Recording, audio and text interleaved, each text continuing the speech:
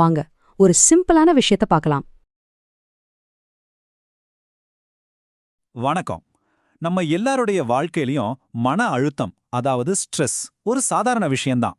ஆனா சில நேரங்கள்ல இந்த சாதாரண ஸ்ட்ரெஸ் மருத்துவ உதவி தேவைப்படுற அளவுக்கு ஒரு பெரிய பிரச்சனையா மாறிடும். அப்போ இது ரெண்டுக்கும் நடுவுல இருக்கிற முக்கியமான வித்தியாசம் என்ன? எப்போ நம்ம ஒரு டாக்டர் கிட்ட உதவி கேட்கணும்? அத பத்தி தான் இன்னைக்கு நம்ம தெளிவா தெரிஞ்சுக்க போறோம். ஆமாங்க. இந்த ஸ்லைட்ல சொல்ற மாதிரி எல்லாத்துக்கும் யூடியூப்ல தீர்வு தேட முடியாது இல்லையா? நாம எல்லாருமே மனசு கஷ்டமா இருந்தா ஒரு வாக் போறது, மூச்சு பயிற்சி செய்யறதுன்னு சின்ன சின்ன விஷயங்கள முயற்சி பண்ணுவோம். பல சமயம் அது வேலை செய்யவும் செய்யும். ஆனா சில நேரங்கள்ல அது மட்டும் பத்தாது.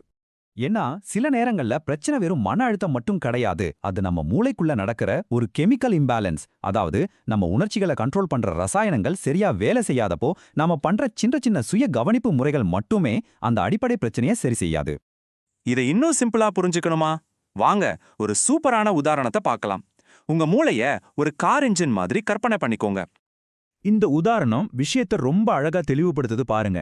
சாதாரண மன அழுத்தங்கிறது ரொம்ப தூரம் ஓடினதால கார் இன்ஜின் சூடாகிற மாதிரி.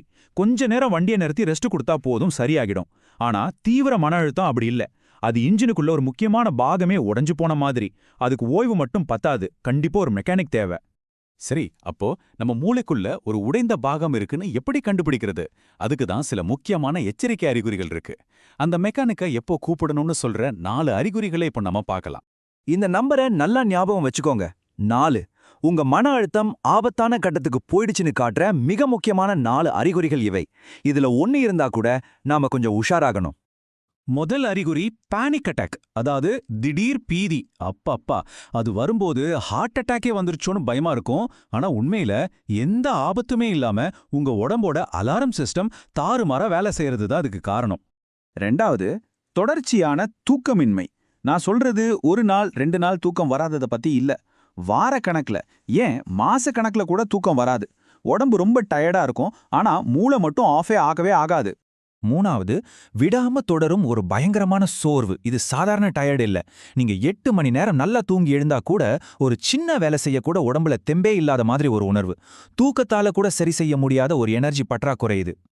கடைசியா 4வது அறிகுறி நம்பிக்கையே இல்லாம போறது. இனிமே எதுவுமே சரியாகாது, நம்ம வாழ்க்கையே வேஸ்ட்ன்னு ஒரு இருண்ட எண்ணம் மனசுக்குள்ள ஓடிட்டே இருக்கும். இதுதான் டிப்ரெஷன்னு சொல்ற ஒரு மெடிக்கல் கண்டிஷன். இந்த அறிகுறிகளை தெரிஞ்சுக்கிறது முதல் படிதான். ஆனா இதுக்கு அடுத்த படிதான் பலருக்கும் ரொம்ப ரொம்ப கஷ்டமா இருக்கு. அதுதான் உதவி கேட்கறது. மனநல பிரச்சனைக்கு உதவி கேட்டா மத்தவங்க நம்மள பைத்தியன்னு நினைச்சிடுவாங்களோ, இந்த ஒரு பயம்தான் இன்னிக்கும் நிறைய பேரை மருத்துவ உதவியை நாட விடாம தடுக்குது. ஆனா ஒரு நிமிஷம் யோசிச்சு பாருங்க. நமக்கு காய்ச்சல் வந்தா டாக்டர் கிட்ட போறோம், மருந்து வாங்குறோம் இல்லையா? அதே மாதிரி தான் இதுவும். மூளையில நடக்கிற ஒரு கெமிக்கல் சேஞ்சுக்கு ட்ரீட்மெண்ட் எடுக்கிறது ஒரு பலவீனம் இல்ல. அது ஒரு புத்திசாலித்தனமான பொறுப்பான முடிவு. அப்போ என்ன செய்யணும்? முதல் ஸ்டெப், உங்களுக்கு ரொம்ப நம்பிக்கையான ஒருத்தர்கிட்ட பேசுங்க. உங்க கணவர், மனைவி, அம்மா, அப்பா இல்லனா ஒரு நல்ல நண்பர்கிட்ட மனசு விட்டு பேசுங்க. அவங்களோட ஆதரவு உங்களுக்கு பெரிய பலத்தை கொடுக்கும். அதுக்கப்புறமும் பிரச்சனை தொடர்ந்தா கொஞ்சம் கூட தயங்காம ஒரு டாக்டர் அல்லது ஒரு மனநல நிபுணரை பாருங்க. இந்த வரிய பாருங்க, எவ்வளவு அருமையா சொல்லியிருக்காங்க. உடம்புல அடிபட்டா ரத்தம் வரும், அதே மாதிரி மனசுல அடிபட்டா வர்றது தான் மன அழுத்தம். எப்படி ரத்தம் வர்ற காயத்துக்கு மருந்து போடுறோமோ, அதே மாதிரி மனக்காயத்துக்கும் சரியான சிகிச்சை கண்டிப்பா தேவை. சரி, இந்த விளக்கத்தோட கடைசிக்கு வந்துட்டோம். இப்போ உங்களுக்கு ஒரு கேள்வி. இப்ப நாம பார்த்த அறிகுறிகள்ல எதையாவது நீங்க கவனிக்காம இது சாதாரணமானதுதான் அப்படின்னு புறக்கணிச்சிட்டு வரீங்களா? ஒரு நிமிஷம் உங்களுக்காக ஒதுக்கி நேர்மையா இத பத்தி யோசிச்சு பாருங்க. இன்னைக்கு நீங்க செய்யற மிக முக்கியமான விஷயமா அது இருக்கலாம். உங்க மனநலம் ரொம்ப முக்கியம், அதை நல்லா பாத்துக்கோங்க.